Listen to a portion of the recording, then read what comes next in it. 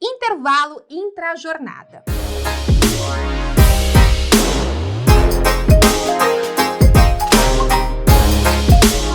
Quando falamos sobre o intervalo intrajornada, é inevitável você pensar: como que é este intervalo?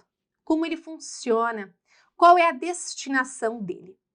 O intervalo intrajornada é aquele intervalo concedido durante a jornada de trabalho.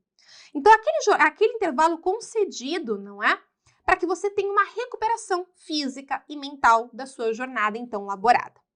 Quando você pensa no intervalo intrajornada, ele está diretamente atrelado à sua carga horária de trabalho. É isso mesmo. A depender da jornada a qual você está trabalhando, você vai ter um número de horas, não é? De intervalo ou de minutos, a depender da situação. Então, veja a tabelinha que eu trouxe aqui para que vocês possam visualizar um pouco mais este instituto previsto no artigo 71 da CLT, que vale muito a leitura. Então, vamos à tela aqui. Ó, intervalo intrajornada. Quando a gente pensa no intervalo intrajornada, primeira coisa, você deve aqui, então, lembrar, né, que se a jornada for de até 4 horas, não há previsão legal de intervalo. Portanto, não preciso conceder intervalo ao meu empregado se ele realizar uma jornada de até 4 horas. Se, em contrapartida, ele realizar uma jornada acima de 4 horas e limitada a 6 horas, nesta situação, terá direito a usufruir de um intervalo de 15 minutos. Então, jornada acima de 4 horas e limitada a 6 horas, intervalo de 15 minutos. Jornada acima de 6 horas, nós teremos um intervalo de no mínimo 1 hora e no máximo 2 horas. Ok? Então, jornada, intervalo. Jornada até 4 horas, não há previsão legal de intervalo. Acima de 4, limitado a 6, 15 minutos. Jornada acima de 6, no mínimo 1 hora, no máximo 2. Priscila, quero conceder mais do que 2 horas de intervalo. É possível? Sim, mediante previsão e negociação coletiva, você consegue conceder um intervalo superior a 2 horas.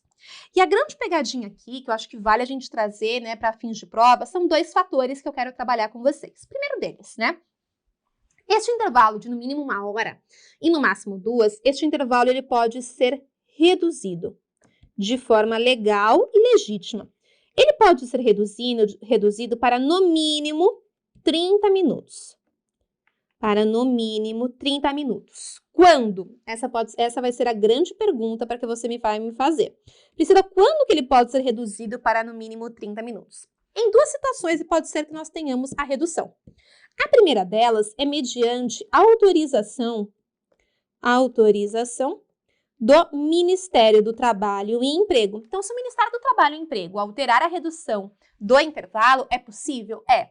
Mas para que o Ministério do Trabalho e Emprego autorize essa redução, é necessário que a empresa tenha refeitório organizado.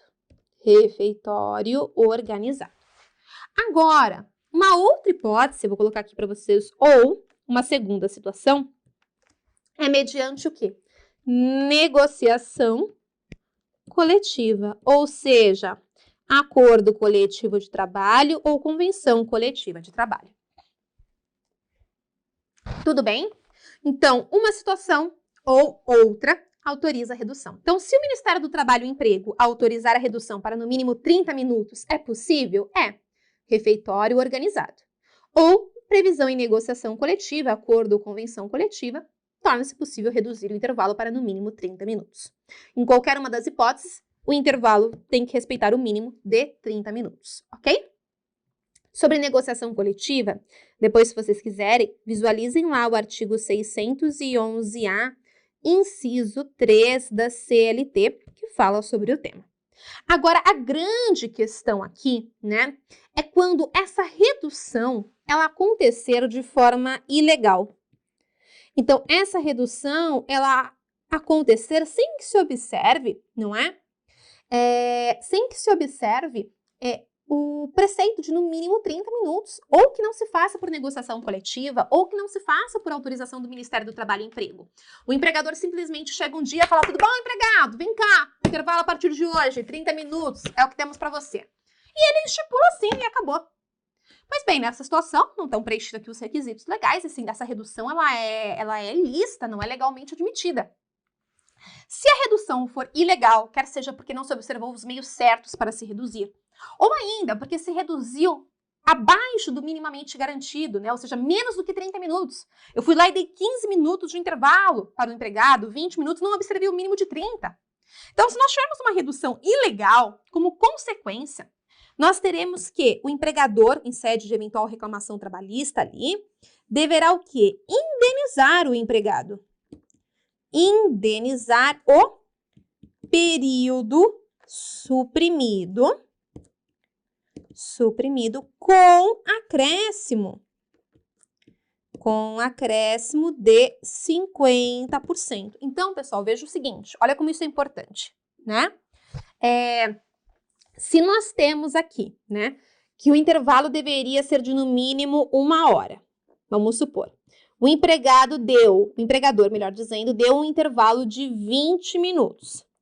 Foi suprimido quanto? Ah, Priscila, foi suprimido 40 minutos. Pois bem, nesta situação, deverá o empregado ser indenizado em 40 minutos, com acréscimo de 50%.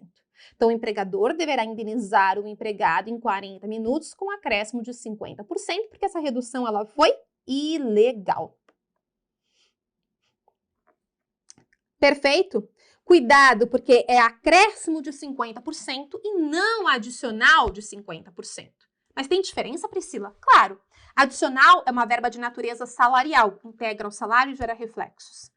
Acréscimo é uma verba de natureza indenizatória. Com base nisso, eu posso te trazer algumas afirmações sobre isso. Primeira delas, o intervalo, quando indenizado, ele tem natureza indenizatória, como o próprio nome diz. No passado, antes da reforma trabalhista, quando o intervalo era suprimido, ele se tornava ali uma verba de natureza salarial, não é? Eu tinha realmente que pagar o empregado, mas eu pagava como hora extra o período suprimido. Agora não. Agora eu indenizo o empregado pelo período suprimido com acréscimo de 50% e não com adicional de 50%. E além disso, você pode me questionar o seguinte, Priscila, mas o intervalo, você falou que ele pode ser reduzido, tanto por norma coletiva, como também por autorização do Ministério do Trabalho e Emprego. E aí você pode me trazer, mas Priscila, o intervalo não é uma norma de saúde e segurança do trabalho? Portanto, não seria passível de flexibilização, se formos por esse raciocínio, mas você está flexibilizando.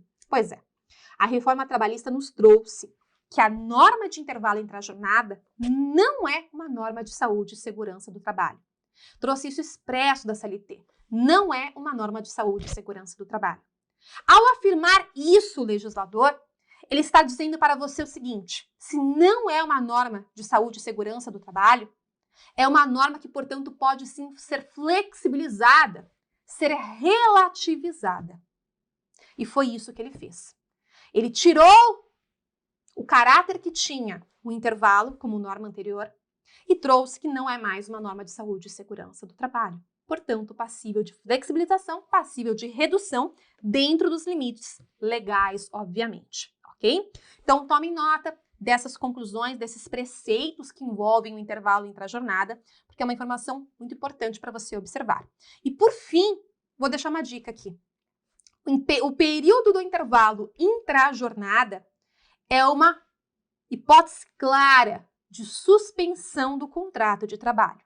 Porque durante o período do intervalo você não trabalha e você não recebe. Muitos alunos sempre acham que o intervalo ele é computado na jornada. Não, o intervalo não é computado na jornada. Tanto é que se você trabalha 8 horas, você trabalha 8 horas e tem mais 1 hora de intervalo. E essa 1 hora de intervalo, ela é caracterizada como uma hipótese de suspensão do contrato.